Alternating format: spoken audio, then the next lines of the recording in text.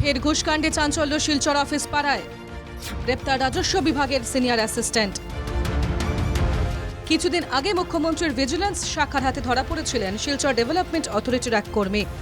এবার same vigilance শাখায় ধরা পড়লেন আরও এক সরকারি কর্মী। বুধবার এই ঘটনা ঘটে খোদ জেলা শাসকের কার্যালয়ে। গ্রেপ্তার সিনিয়র অ্যাসিস্ট্যান্ট সৌম্যকান্তি ভট্টাচার্য। অভিযোগ, রাজস্ব বিভাগের সিনিয়র অ্যাসিস্ট্যান্ট সৌম্যকান্তি ভট্টাচার্য এক ব্যক্তির কাছে 12,000 টাকার ঘুষ চেয়েছিলেন। জমি কেনাবেচার এনওসির জন্য অর্থ দাবির অভিযোগ। বুধবার সৌম্যকান্তি ঘুষের 2,000 টাকা গ্রহণের সময় হাতে নাতে ধরা পড়েন মুখ্যমন্ত্রীর ভিজিলেন্স শাখার কাছে। অর্থ লেনদেনের সময় সাদা পোশাকে কার্যালয়ে হাজির হয়েছিল ভিজিলেন্স শাখার সদস্যরা। খোদ জেলা শাসকের কার্যালয়ে ঘুঘুর বাসা।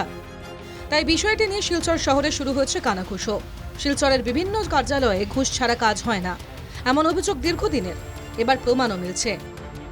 মুখ্যমন্ত্রীর ভিজিলেন্স শাখার হাতে ধরা পড়েছেন একের পর এক সরকারি কর্মী ও আধিকারিক।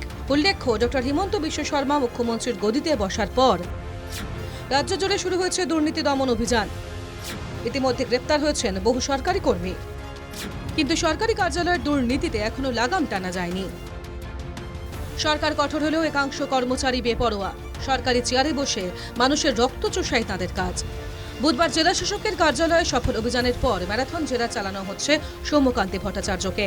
তবে গোটা বিষয়টি নিয়ে মৌন কাছাড় জেলা প্রশাসন। সংবাদ মাধ্যমে মুখ খোলেননি জেলা শাসক। শিলচর থেকে পাপলু দাসের রিপোর্ট, এনকেটিভি বাংলা।